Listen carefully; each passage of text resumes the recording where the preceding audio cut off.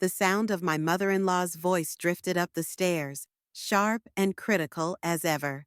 She's up there again, probably crying herself to sleep. How is she going to raise these children properly if she can't even pull herself together? I pressed my palms against my eyes, willing the tears to stop. My name is Natasha, and 3 weeks ago, I lost my husband Taylor to a sudden heart attack. Now, I was losing my home to his mother. "Mom, I can hear you," my daughter Athena called from her room, "and I'm pretty sure Mom can too." The floorboards creaked as Ellie climbed the stairs. "I'm only trying to help, dear. Someone needs to maintain order in this house." I opened my bedroom door before she could reach it. "I've got everything under control, Ellie. The kids are doing their homework, dinner's in the oven, and I've already called the insurance company about Taylor's policy." She stood there in her perfectly pressed blouse, lips pursed. "Darling, you look exhausted. Why don't you let me handle things? I raised Taylor on my own after all." "I appreciate the offer, but—" "Mom!" Nasir's voice rang out from downstairs. "The timer's beeping."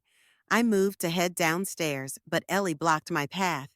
"I'll take care of it. You should rest." Before I could protest, she was already halfway down the stairs. I followed her to the kitchen, where my 10-year-old son was standing by the oven. "Grandma, Mom always lets me help set the table," Nasir said, reaching for the plates. "Not tonight, dear. These dishes are too expensive to risk breaking. Go wash up for dinner." I watched my son's face fall. "Ellie, those are our everyday plates. Nasir knows how to—" "Natasha," she cut me off, her voice honey-sweet but her eyes steel-cold. "I know you mean well, but children need structure, especially now. Taylor would want them raised properly." My phone buzzed, a text from my best friend Tabitha.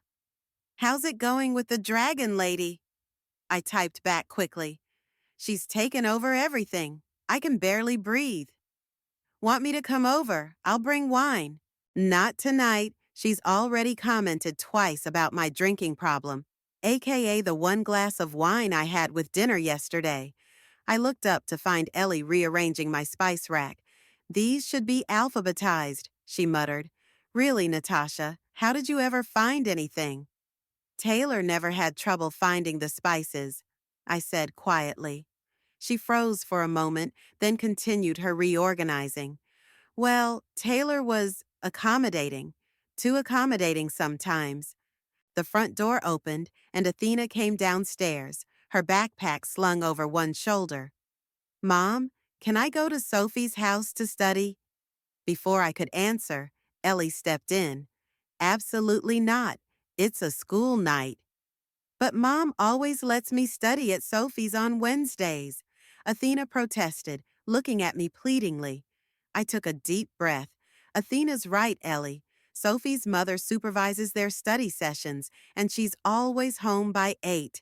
Things are different now," Ellie said firmly. "The children need stability, not gallivanting around the neighborhood." "I'm not gallivanting," Athena's voice cracked. "I'm trying to maintain my grades like Dad would want." The kitchen fell silent. Ellie moved to hug Athena, but my daughter backed away, tears in her eyes. "I hate this. I hate that Dad's gone, and I hate that everything's different." She ran upstairs, her door slamming moments later. Nasir appeared in the doorway, his young face worried. "Is Athena okay?" Ellie sighed dramatically. "See what happens when there's no proper authority? Children need a firm hand, Natasha. Taylor understood that." I gripped the counter, my knuckles white. "Taylor understood a lot of things." What's that supposed to mean? I looked at my mother-in-law, really looked at her.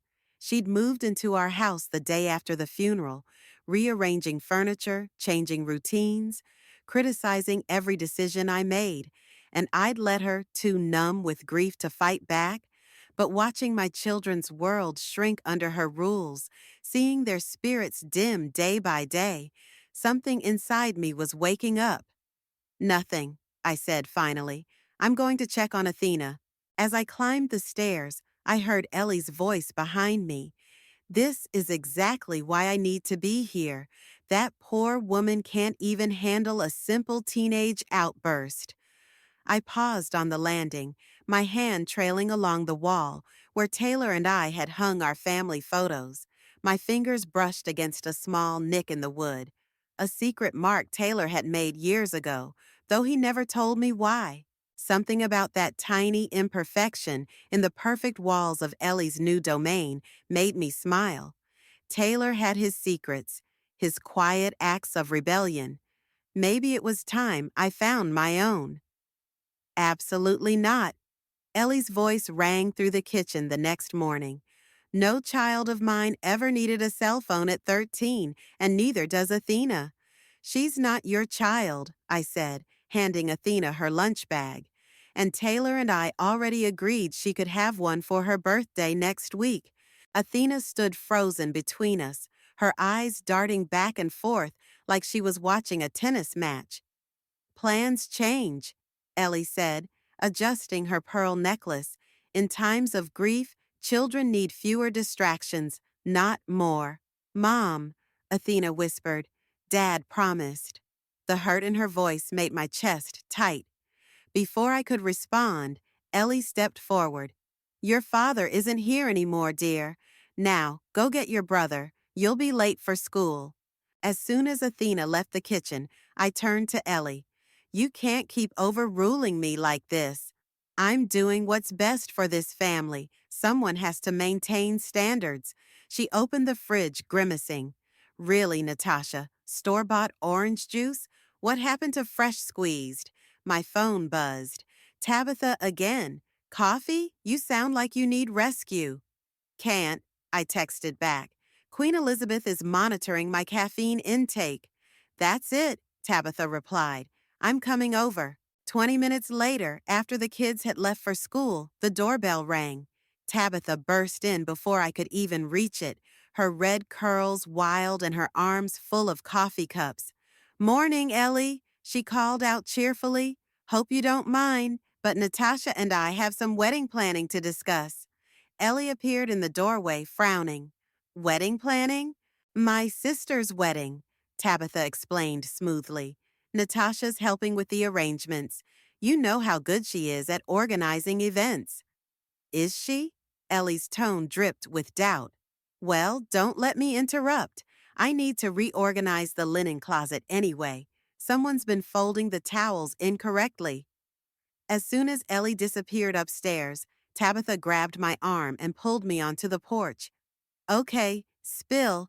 How bad is it? She's taken over everything, Tab. The kids' schedules, the meals, even the damn thermostat. Yesterday, she threw out all my scented candles because they were fire hazards.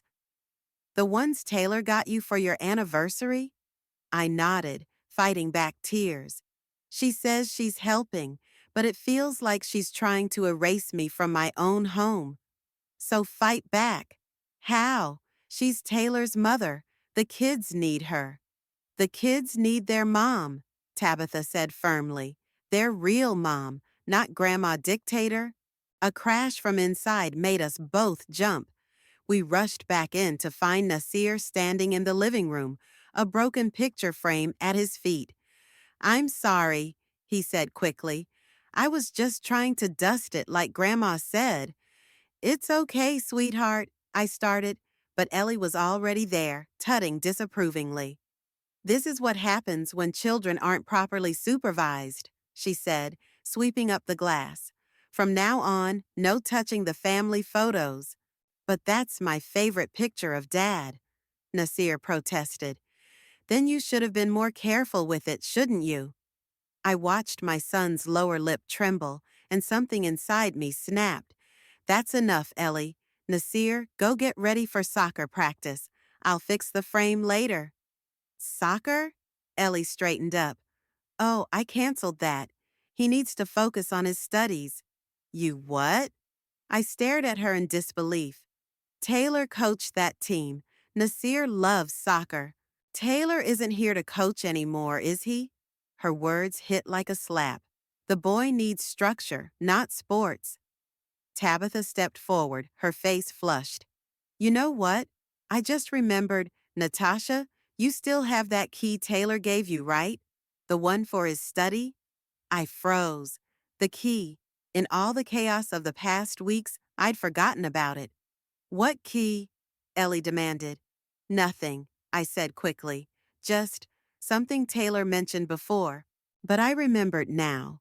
The small brass key he'd pressed into my hand that last morning, saying he had something important to show me later. We never got that later. Well, Tabitha said brightly, I should go. Thanks for the wedding planning help, Nat. As she hugged me goodbye, she whispered, Find that key. That night, after everyone was asleep, I stood in my closet, running my fingers along the jewelry box where I'd stored the key. It was still there, small and unremarkable, but suddenly it felt like the most important object in the world. Whatever Taylor had wanted to show me was in his study, the one room Ellie hadn't dared to touch yet. Maybe, just maybe, it held the answers I needed. I clutched the key tightly, my heart pounding. Tomorrow, I decided. Tomorrow I would find out what my husband had left behind. The study door creaked as I turned the key, making me wince. It was 2 a.m., and the last thing I needed was Ellie catching me here. The room smelled like Taylor, his cologne, old books, and the leather of his chair. My phone's flashlight revealed the room exactly as he'd left it.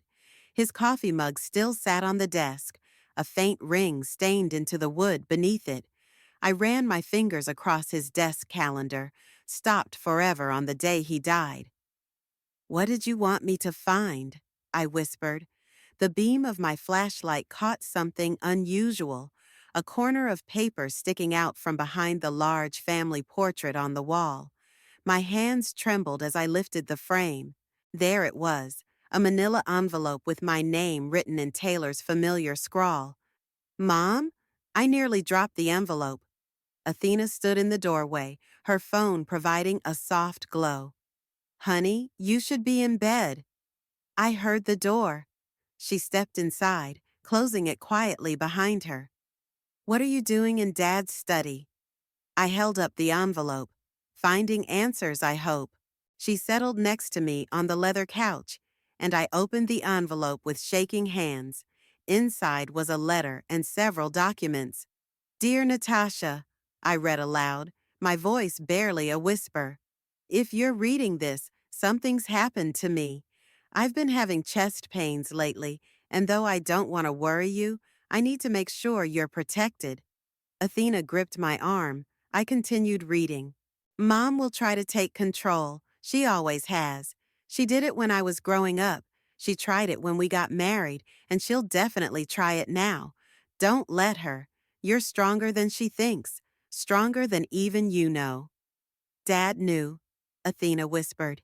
He knew what Grandma would do. I shuffled through the other papers, legal documents, bank statements, and photographs. Old ones, showing a younger Ellie with Taylor as a teenager. In every photo, she was directing, positioning, controlling. There's more, I said, turning back to the letter. I've set everything up in your name, the house, the accounts, everything. Mom has no legal right to make decisions for our family. I know she'll claim it's for the best, that she's helping, but don't believe it. She nearly destroyed my first marriage with her interference. I won't let her do the same to you and the kids. Dad was married before? Athena's eyes widened. Briefly in college, I said, remembering. He never talked about it much. The letter continued. I've included proof of everything. Her manipulation, her lies, even the way she drove Sarah away. Use it if you have to. The kids need their mother, their real mother, not someone trying to remake them in her image. You need to show this to Grandma, Athena said firmly. I shook my head. It's not that simple. Why not? Dad wanted you to stand up to her. He said you're stronger than she thinks. A floorboard creaked in the hallway. We both froze. Natasha, Ellie's voice called out. Is someone in Taylor's study? I quickly shoved the envelope under a couch cushion. Just me, Ellie. Couldn't sleep. The door opened. Ellie stood there in her silk robe, frowning. This room should be left as it is, as a memorial. It's disrespectful to— To what? I interrupted, standing up. To remember my husband? To seek comfort in the space where he spent so much time? Mom, Athena added, Dad wouldn't want his study to be a shrine. He'd want us to use it to remember him living, not— Go to bed, Athena, Ellie snapped. This doesn't concern you.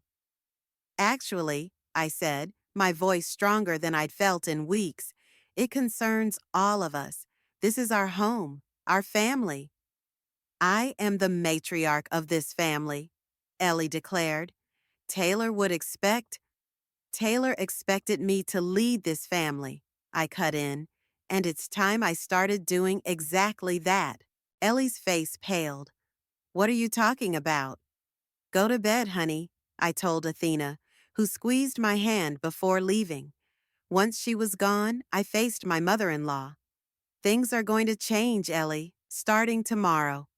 Is that a threat? No, I said calmly. It's a promise. To my husband, to my children, and to myself. She stared at me for a long moment before turning away. We'll discuss this in the morning, when you're thinking more clearly. After she left, I retrieved the envelope and held it close. Taylor had known what would happen, known what I would need. He'd prepared everything, given me all the tools. Now I just had to be brave enough to use them. I pulled out my phone and texted Tabitha. Found the key to everything. Meeting tomorrow? Her response was immediate. Finally, my place, 10 a.m. Time to take back your life, girl. Looking around Taylor's study one last time, I smiled. The war for our family was about to begin. She did what? Tabitha nearly spilled her coffee as I showed her the document spread across her kitchen table. Apparently, Ellie drove Taylor's first wife away by convincing everyone the poor woman was unstable. I pointed to an old letter. Sarah wrote this to Taylor years later, explaining everything. And Taylor kept it all this time? Tabitha shook her head in disbelief. He knew his mother better than anyone. I pulled out my phone, showing her a text from Reuben, Taylor's childhood friend. I reached out to Reuben this morning. He's willing to meet with us. The doorbell rang, and Reuben entered, his lawyer's briefcase in hand. Ladies, he said, settling into a chair. I've been waiting for this conversation for weeks. You knew about all this? I asked. I watched Ellie destroy Taylor's first marriage. When he met you, he was determined not to let history repeat itself. Reuben pulled out some papers. These are copies of everything Taylor set up legally. The house, accounts, even the kids' trust funds. They're all in your name, Natasha. So Ellie has no actual power here? Tabitha asked. None, Reuben smiled. She's a guest in your home, nothing more. My phone buzzed. Nasir's school. Hello? Mrs. Richardson, this is Principal Morris. Your mother-in-law just called to pull Nasir out of soccer permanently. We needed to confirm this with you. I gripped the phone tighter. She did what? She said it was a family decision. It absolutely was not. Nasir stays on the team. In fact, I'm coming to sign him up for the summer program, too. After hanging up, I turned to my friends. She's already making moves. I need to start pushing back. Start small, Reuben advised. Reclaim your space bit by bit. That afternoon, I drove to the store and bought new scented candles, the same ones Taylor always got me. When I got home, Ellie was reorganizing the kitchen again. What are those? She demanded, eyeing the shopping bag. Candles, for my house. I set them out on the counter deliberately. The kids love the vanilla scent. Reminds them of their dad. I told you those are fire hazards. In my house, I interrupted, we use candles. just like we did when Taylor was alive. Her face reddened. I'm only trying to protect this family. By canceling Nasir's soccer, the sport his father coached? She froze. How did you? I'm his mother, Ellie. The school checks with me, not you. The front door opened, and Athena walked in with Nasir. Mom, Nasir ran to me. Is it true? Can I still play soccer? Of course, baby. I hugged him tight. In fact, you're joining the summer league too. But Grandma made a mistake, I said firmly, meeting Ellie's eyes. She forgot to check with me first. This is ridiculous, Ellie sputtered. Taylor would never. Actually, I pulled out my phone, showing her a video I'd found in Taylor's study, him coaching Nasir's team, both of them laughing. This is exactly what Taylor would want. Ellie stormed upstairs, and I heard her door slam. Athena grinned. Mom, that was awesome. My phone buzzed with a text from Tabitha. How's Operation Take Back going? Just won the first battle, I replied. Soccer stays, candles are back. Queen Elizabeth is not amused. Later that night, while the kids did homework, I found a crumpled paper in the recycling bin, a draft of Taylor's letter that Ellie must have discovered while snooping. My heart raced as I smoothed it out. How much had she read? The sound of her heels on the stairs answered my question. Her face was composed, but her eyes were cold. I always wondered why Taylor changed his will that last year, she said. Now I know. He turned my own son against me. No, Ellie, you did that yourself. I made him successful, gave him structure, guidance. You controlled him, and now you're trying to control his children. She stepped closer. You have no idea what it takes to raise children properly. You're too soft, too permissive, just like Sarah was. The difference is, I stood my ground. I'm not going anywhere. This is my home, my family, and my rules. We'll see about that. She turned to leave, then paused. Oh, and Natasha, I've invited some old family friends over for dinner tomorrow. Do try to have the house presentable. As her footsteps faded, I texted Reuben. She found a draft of the letter. Time to call in reinforcements? His response was immediate. On it, tell Tabitha to contact Dexter from the community board. Time to show Ellie what real family support looks like. I smiled, lighting one of my new candles. The vanilla scent filled the air, and for the first time in weeks, I felt truly at home. Ellie invited how many people? Tabitha paced my kitchen the next morning, her heels clicking against the tile. 12, I said, checking my phone. All her old country club friends. She's trying to embarrass me in front of the community. Well, she's in for a surprise. Tabitha grinned. Dexter's already called everyone who matters. Trust me, this dinner party won't go how she expects. The doorbell rang. Dexter, the community board president, stood there with his wife Maria. Natasha, he said warmly, we came early to help. The dinner's not until 6, I started, but Maria was already rolling up her sleeves. Honey, we're not here for Ellie's dinner. We're here for yours. Over the next few hours, people streamed in through the back door. Neighbors, parents from the kids' school, Taylor's old soccer team families. Each brought food, supplies, and most importantly, support. Mom? Nasir appeared in the kitchen. Why is everyone here? Because they care about us, I said, hugging him. Where's your grandmother? Still upstairs, getting ready. She said we need to look perfect for her friends. The doorbell rang again. This time it was Reuben carrying a thick folder. Everything's set, he whispered. Just say the word. At exactly 6, Ellie descended the stairs in her finest dress, stopping short at the sight of dozens of people filling our home. What is this? She demanded. I specifically invited your friends? I gestured to the front door, where her country club associates were arriving. They're welcome too, the more the merrier. This is completely inappropriate. Actually, Dexter stepped forward. This is exactly appropriate. This community supports Natasha and these children. We always have. And who are you two? He's the community board president, Maria cut in. The same board that Taylor worked with to establish the youth soccer program you tried to shut down. Ellie's face reddened. I was only thinking of what's best For who? I asked quietly. For Nasir, who lost both his father and his favorite sport? For Athena, who can't even study with her friends anymore? You don't understand. No, you don't understand. I raised my voice slightly, making sure everyone could hear.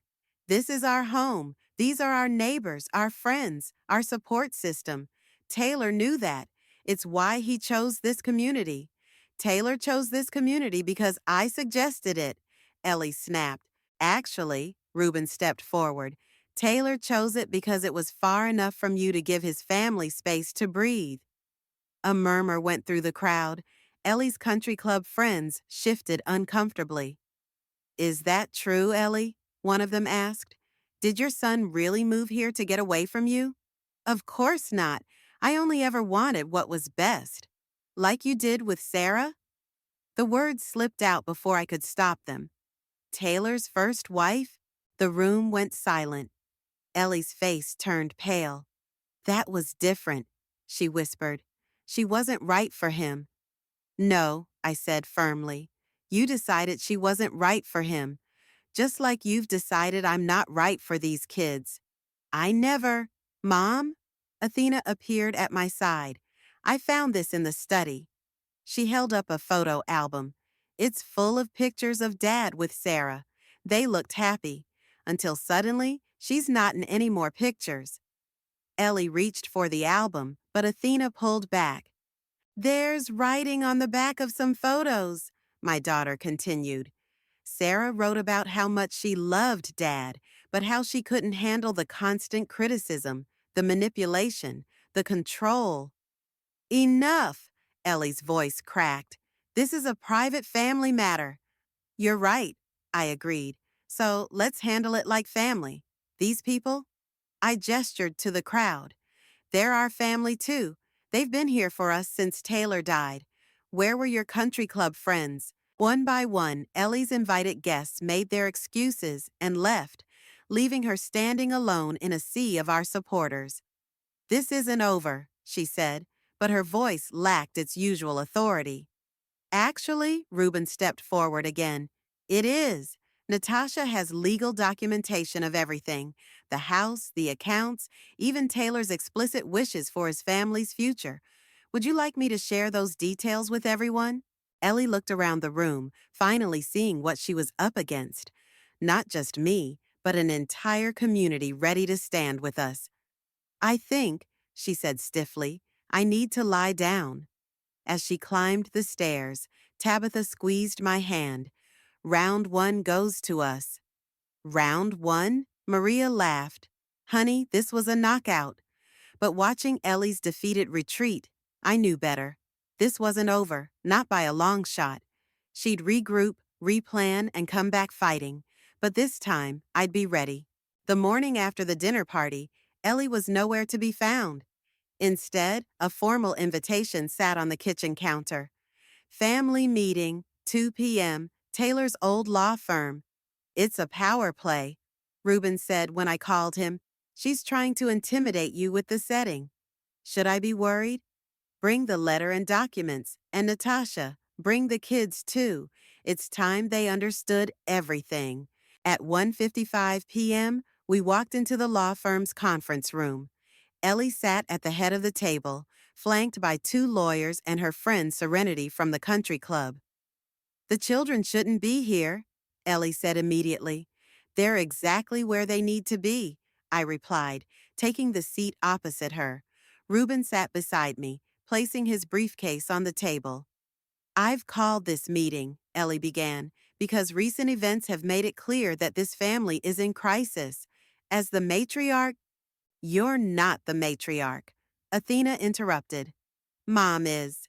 Ellie's lawyer cleared his throat. We have concerns about the children's welfare. Mrs. Richardson has documented several instances of questionable parenting decisions.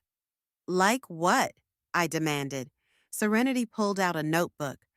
Allowing unsupervised study sessions, dangerous sports activities, inappropriate social media access. You mean letting me study with Sophie? Athena's voice shook with anger. Or letting Nasir play the sport Dad loved? Your father would want. Don't. Nasir spoke up for the first time. Don't tell us what Dad would want. You didn't even come to his games. Ellie's face hardened. I'm trying to protect you from…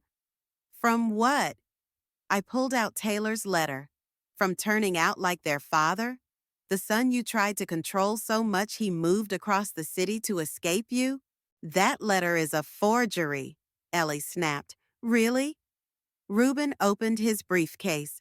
I have the original here, with Taylor's notarized signature, along with some interesting documents about Sarah.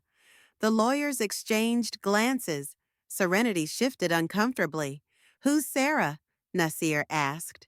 Your father's first wife, I said gently. The one your grandmother drove away with false accusations and manipulation. That's slander. Ellie stood up. I won't sit here and… Sit down, Mom. A new voice spoke from the doorway. Sarah herself stood there, looking elegant in a business suit. They deserve to know the truth. Ellie fell back into her chair. How dare you come here? I invited her, Reuben said.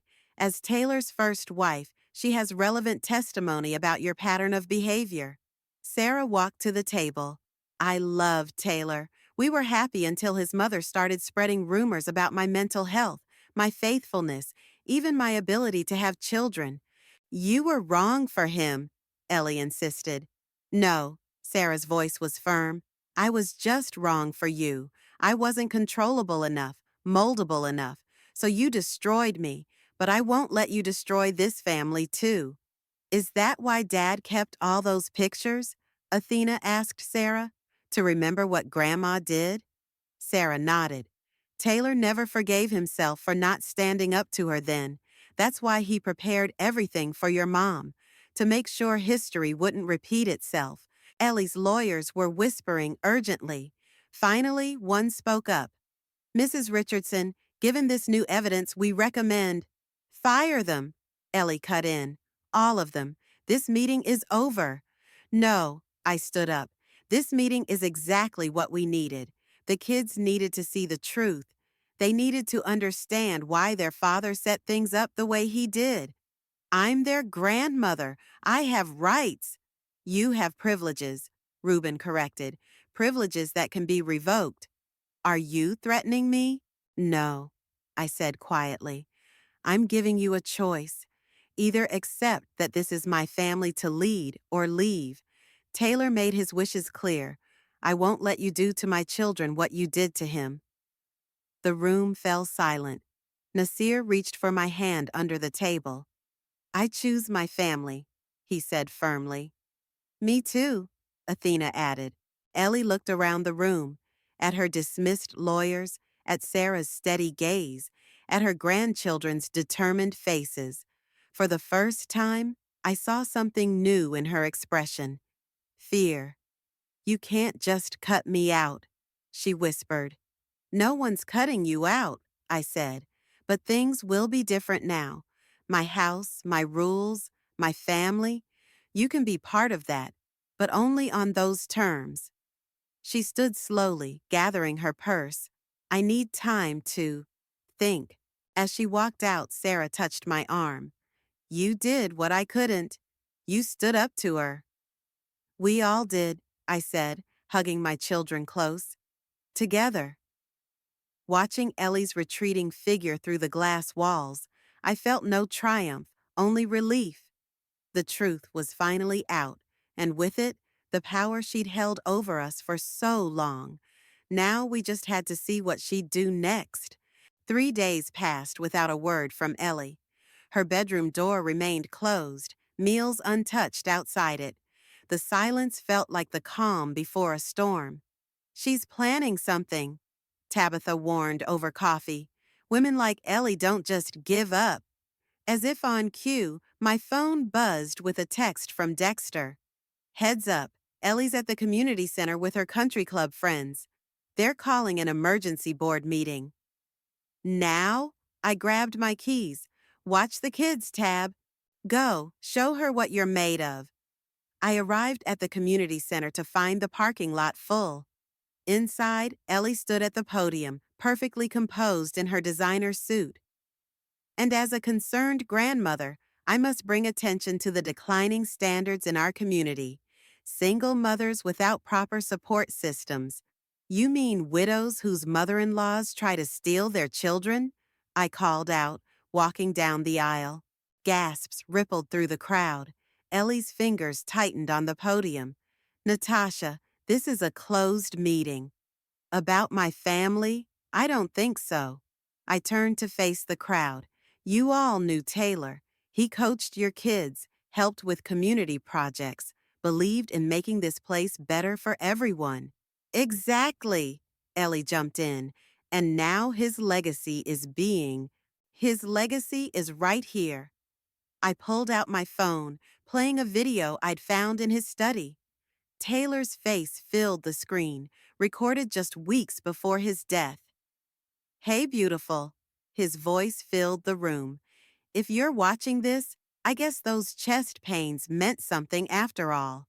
I need you to know something. You're the best thing that ever happened to me.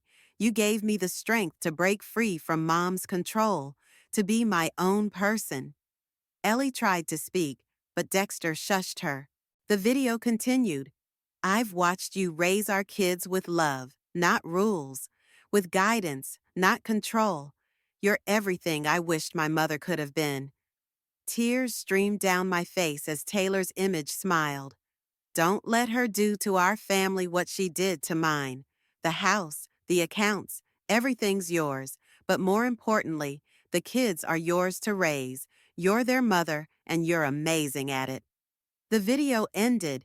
Silence filled the room. Well, Serenity stood up. I think we've heard enough. No, a new voice called out. Sarah walked in, carrying a stack of papers. You haven't heard everything yet. This is ridiculous, Ellie sputtered. She has no right.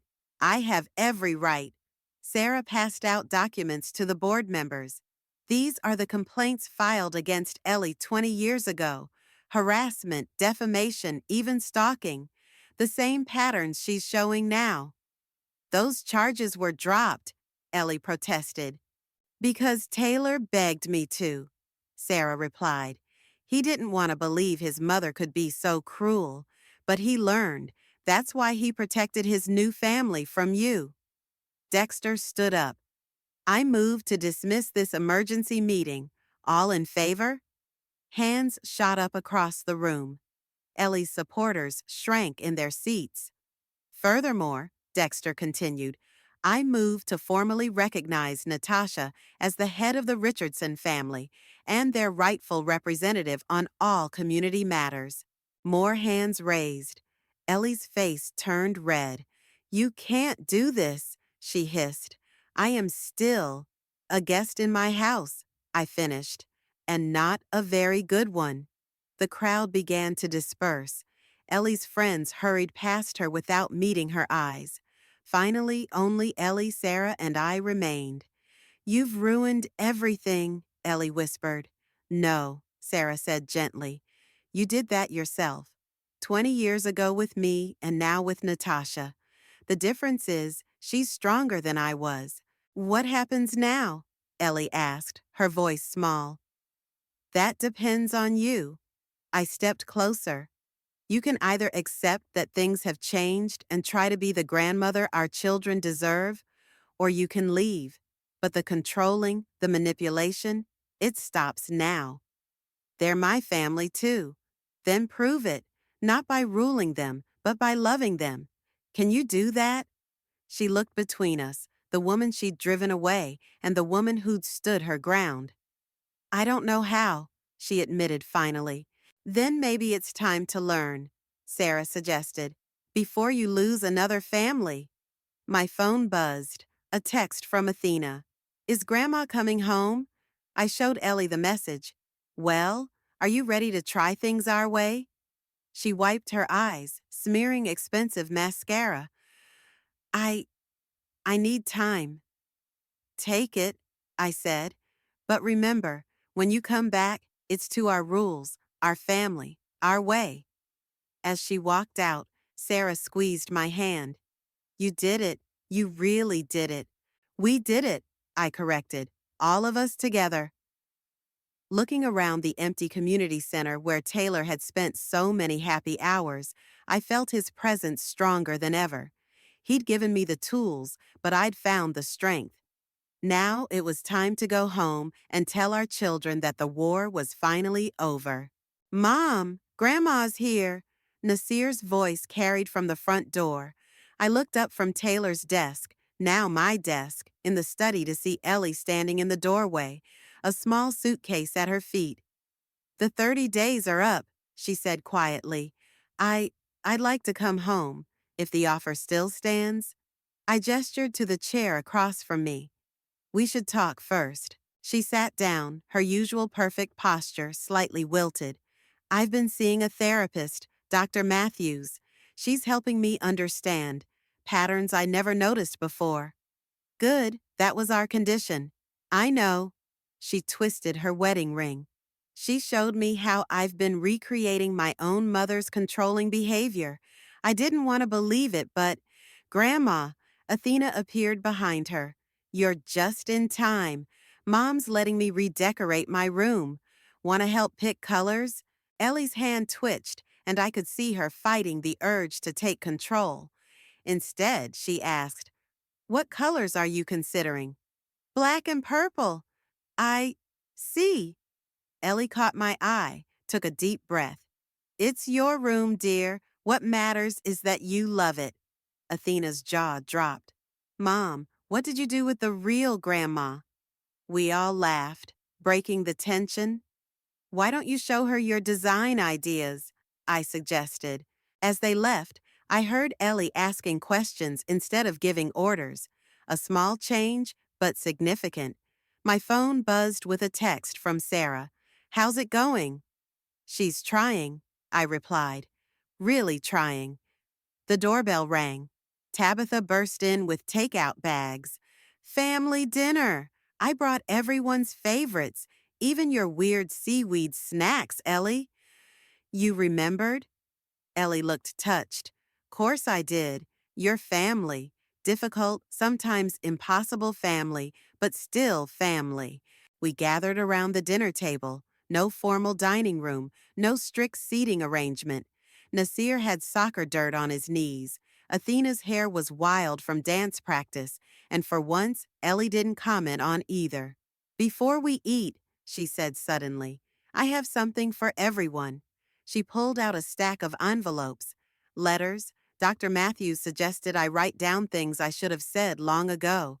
She handed them out, one to each of us, plus one for Sarah and one addressed to Taylor. That last one she placed in the center of the table. You don't have to read them now, she added quickly, or ever if you don't want to, but I needed to write them. Nasir opened his immediately. His eyes widened. Grandma, you're coming to my soccer games? If you want me to. She smiled tentatively. Your father loved coaching you. I should have seen that. Athena read hers next, tears filling her eyes. She got up and hugged Ellie, their first real hug since Taylor died. I opened mine last. Natasha, I owe you the biggest apology. You didn't just lose your husband.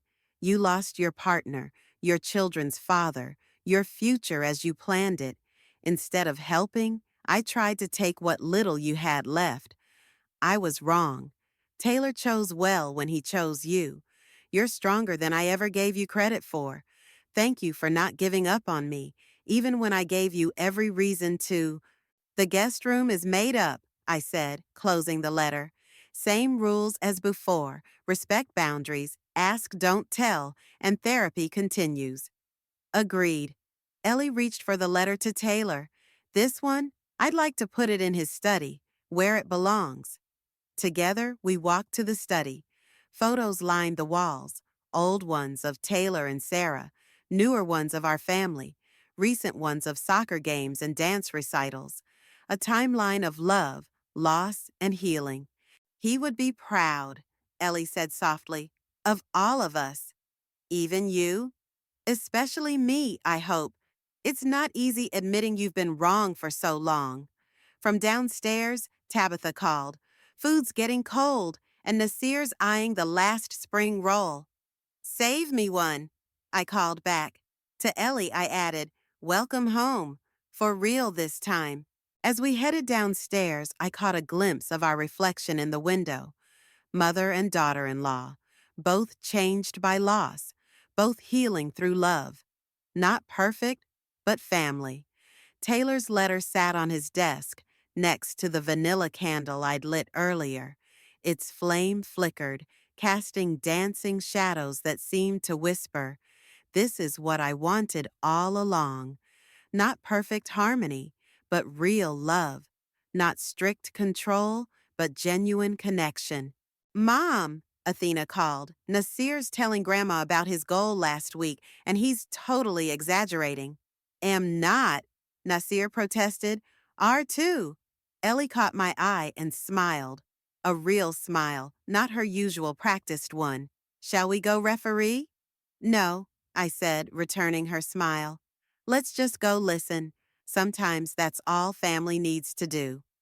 Together, we rejoined our beautifully imperfect family, leaving Taylor's study behind but carrying his love with us, always.